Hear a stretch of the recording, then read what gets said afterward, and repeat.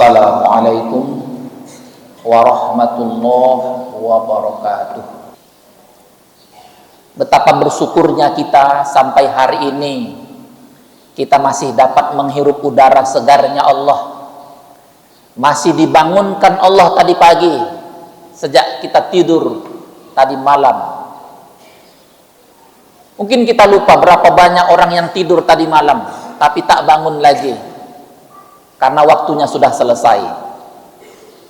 Berapa banyak yang tidak dapat menghirup udara segar lagi karena mereka sudah tutup buku. Allah sudah mengirimkan malaikat maut buat mereka. Berapa banyak yang tidak lagi datang ke masjid karena sudah tidak bisa, waktunya sudah selesai. Berapa banyak yang duduk tak bisa berdiri lagi. Dan berapa banyak yang sedang scrolling handphone, menonton hiburan-hiburan, handphone terjatuh dari tangannya. Ternyata saat itu usianya sudah selesai. Maka yang punya waktu hari ini seperti kita, bersyukurlah, mumpung masih bisa mengangkat tangan, angkat tangan berdoa kepada Allah. Mumpung lisan ini masih bisa mengucapkan istighfarlah. Berapa banyak yang sudah berpulang itu, mereka juga tidak tahu lagi bahwa pada akhirnya mereka tak bisa lagi memegang handphone, tak bisa lagi mengangkat tangan, tak bisa lagi mengucapkan istighfar. Maka seorang muslim harus menyadari nikmat yang terbesar yang diberikan Allah adalah nikmat hari ini. Siapapun yang punya waktu hari ini, rayakanlah. Yang punya waktu hari ini, syukurilah. Yang punya waktu hari ini, taubatlah. Karena yang datang kepada Allah nanti bukan orang yang gelarnya panjang. Yang datang kepada Allah bukan bahunya berbintang, tapi yang datang kepada Allah adalah orang yang hatinya bersih, hatinya yang suci, hati yang menjadikan Allah sebagai orientasi di dalam hidupnya. Itu yang disebutkan oleh Allah. A'udzubillahi minasyaitonirrajim. Bismillahirrahmanirrahim. Yauma la yanfa'u malun wala banun illa man atallaha biqalbin salim. Akan datang pada waktunya seseorang tak lagi sempat memikirkan harta, anak-anak, apapun yang ada di dalam dirinya, kepemilikannya, gak sempat dia pikirkan. Orang yang beruntung adalah orang yang datang kepada Allah dalam keadaan hatinya bersih, dalam keadaan hati yang ridho, hati yang tunduk kepada Allah. Mudah-mudahan kita semuanya termasuk hamba-hamba Allah yang ketika di ujung-ujung sisa-sisa hidup kita termasuk orang-orang yang disucikan hatinya, yang tunduk kepada Allah Subhanahu wa taala. Ma'asyiral muslimin, jamaah Jumat yang dirahmati Allah. Pada kesempatan ini, khatib akan menyampaikan khutbah dengan tema istiqomah di dalam iman di era digital. Kita mengetahui bahwa kita sudah memasuki zaman yang sangat berbeda dengan zaman orang-orang tua kita dahulu. Di zaman sekarang ini orang tidak lagi susah mencari informasi. Akses mendapatkan ilmu begitu mudah. Bahkan yang tidak dicari pun datang sendiri. Orang bisa mengupload ratusan, ribuan artikel, ribuan buku untuk mendapatkan pengetahuan. Dulu orang mengetahui, mempelajari sesuatu butuh waktu bertahun-tahun. Tetapi dengan kecanggihan teknologi, era digital, era artificial intelligence, begitu cepat orang untuk mengakses pengetahuan, begitu cepat belajar. Tentu saja Islam tidak mencegah, tidak menghalangi kemajuan teknologi. Islam pasti mendukung teknologi. Tetapi yang patut kita waspadai adalah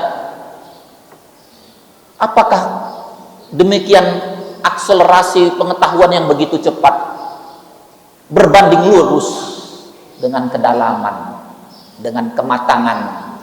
Sesuatu yang didapat dengan instan. Itu kata orang-orang tua dulu, itu seperti orang melukis di atas air.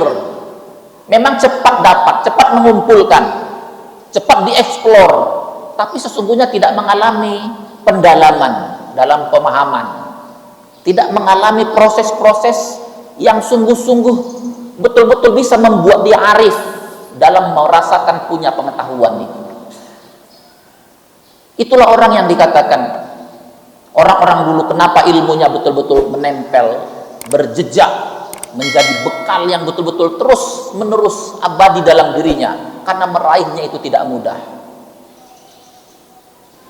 Maka mahasiswa-mahasiswa sekarang yang kalau ditanya kenapa tidak punya buku, mereka bilang bisa cari di Google Scholar, bisa baca dengan PDF-PDF yang mereka download.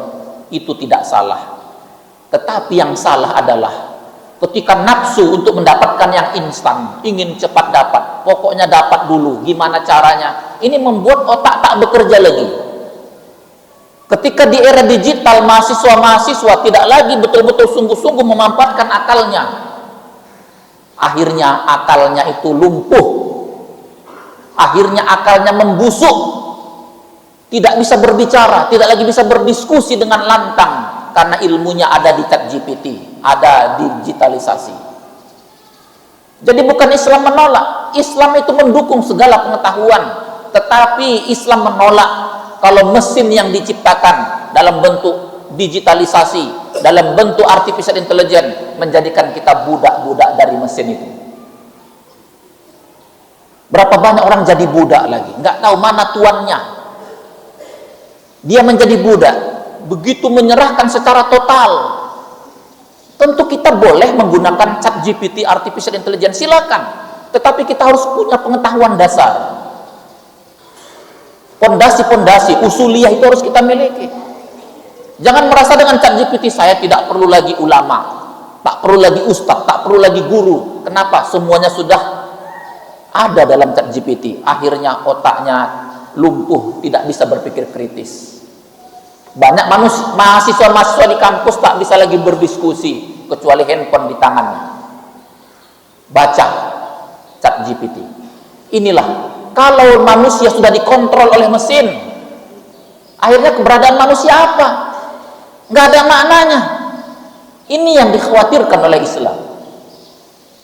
Ma'asyiral muslimin, jamaah-jemaah yang dirahmati Allah, setidaknya tidak ada perdebatan tentang manfaat era digital yang semuanya menjadi mudah. Tidak ada perdebatan manfaat artificial intelligence. Yang harus diwaspadai adalah ketika kita lalai hati ini kepada Allah dalam menikmati sajian-sajian TikTok, Instagram, Facebook. Ketika kita lalai, disinilah awal dari kebanyakan maksiat itu. Awal dari kemaksiatan itu sering sekali dimulai dari kelalaian. Setan tidak mengajarkan kita jangan pergi ke masjid, jangan baca Quran. Setan tidak mengatakan itu. Tapi yang dia lakukan adalah membuat kita lalai. Tidak terasa 1 menit, 1 jam, 2 jam, tahu-tahu sudah 3 jam kita menonton TikTok, menonton Instagram. Anak-anak kita otaknya sudah dipenuhi oleh hiburan-hiburan, tidak lagi bisa bekerja, berpikir kreatif. Inilah yang sesungguhnya kelalaian itu. Padahal Allah sudah mengatakan walaqad karramna bani Adam. Kita ini sudah dimuliakan Allah. Tapi kita menghamba kepada mesin-mesin. Hati kita sudah lalai. Mungkin kalau ditanya berapa persen umat Islam yang sholat, jawabannya 90%. Berapa persen yang sholatnya tepat waktu? Nah, mungkin sudah separuh berkurang. Dari yang tepat waktu, berapa persen yang sholatnya khusyuk? Mungkin sedikit sekali. Dan sekarang ini rata-rata orang tidak bisa khusyuknya karena otaknya sudah dipenuhi berbagai macam hiburan-hiburan yang ada di TikTok. Inilah kelalaian ini yang sangat membuat seorang muslim itu bisa jatuh kepada hal-hal yang dibenci oleh Allah Subhanahu wa taala. Inilah orang yang disebutkan oleh Allah, orang-orang yang lalai dalam sholatnya. Sholat sudah tak menjadi prioritas utama lagi. Kenapa? Karena tergesa-gesa, terburu-buru. Mungkin ada notifikasi yang masuk, mungkin ada WA yang masuk, WhatsApp, sehingga hatinya lalai. Kalau dulu Rasulullah SAW sholat dengan tetesan air mata, dengan kesahbuan, kadang-kadang bajunya basah oleh air mata karena khusyuknya. Pertanyaan yang kita jawab, yang harus kita jawab, kapan terakhir kita sholat dengan meneteskan air mata? Mungkin sudah lama. Kapan sholat kita tidak khusyuk gara-gara kesibukan kita menonton scrolling handphone? Inilah yang namanya kelalaian. Na'udzubillah. Kita hidup di era di mana otak kita penuh dengan berbagai macam hiburan, dengan rencana-rencana, tapi hati kita tidak hadir kepada Allah. Tidak hudur, hati kita tidak sungguh-sungguh hadir kepada Allah. Inilah yang awal dari semacam kejahatan-kejahatan. Orang jadi malas, orang jadi tidak kreatif, orang tidak mau silaturahmi gara-gara handphone yang ada di tangannya. Dia bawa kemana-mana, ke kamar mandi dibawa, mau tidur dipegang, bangun tidur dipegang, mau makan dipegang. Hati kita ini kemana udah? Padahal Allah sudah mengingatkan kita. Bagaimana mungkin hati kita bisa dekat dengan Allah kalau hati kita sudah terpaut kepada apa yang ada di tangan kita ini? Padahal lebih banyak syahwat di situ. Oke lah, kita banyak mengambil manfaat dari handphone yang kita pegang. Tapi berapa banyak yang lebih banyak merusak? Kalau yang lebih banyak merusak, maka kita termasuk orang yang lalai. Kita, anak-anak kita, keturunan kita akan menjadi seperti apa yang mereka sering tonton. Kita adalah apa yang sering kita tonton, maka kualitas kita tergantung apa yang kita tonton. Kalau yang kita tonton buruk, kalau yang kita tonton sesuatu yang tak pantas ditonton, itulah hakikat kualitas kita. Maka benar Rasulullah mengatakan dalam hadisnya, ada dua nikmat yang sering sekali dilalaikan, dua nikmat yang sering sekali tidak disyukuri adalah ketika dia punya waktu luang dan ketika dia sehat. Pertanyaan yang harus kita jawab, ketika kita punya luang dan waktu sehat, untuk apa kita gunakan? Berapa banyak zikir kita lalai, bacaan Quran kita berkurang gara-gara habis waktu untuk memegang handphone ini. Anak-anak kita otaknya tak lagi bekerja. Itulah kelalaian yang membahayakan. Yang kedua, yang harus kita wanti-wanti waspadai dari bahaya di era digital ini adalah kebenaran itu menjadi relatif. Kebenaran itu banyak yang palsu. Kenapa? Banyak orang mau instan, ya, mengejar gelar hanya dengan cara yang instan, akhirnya main tipu-tipu. Pokoknya dapat dulu, pokoknya populer dulu. Dan kita itu sering sekali menilai orang karena popularitas. Dan kita merasa nggak punya kualitas. Berapa banyak anak-anak kita, keluarga kita merasa tidak punya kualitas gara-gara tidak viral. Jadi sekarang dunia ini terbolak-balik, terbolak-balik. Pokoknya harus viral, harus tampil, gimana pun. Inilah bahayanya, dan terbalik-balik. Padahal orang yang banyak ilmu, orang yang dekat sama Allah, membenci sesuatu yang sifatnya tampil, tujuannya untuk pamer-pamer, untuk show off. Inilah yang dikatakan kebenaran itu menjadi relatif, tak punya otoritas ilmu lagi. Kenapa? Karena orang sudah bisa belajar dalam waktu 1 minggu, 2 minggu, 1 bulan, seolah-olah sudah ahli di bidang ilmu agama. Ya. Belajar pengetahuan itu seolah-olah dengan cepat, dia tidak tahu.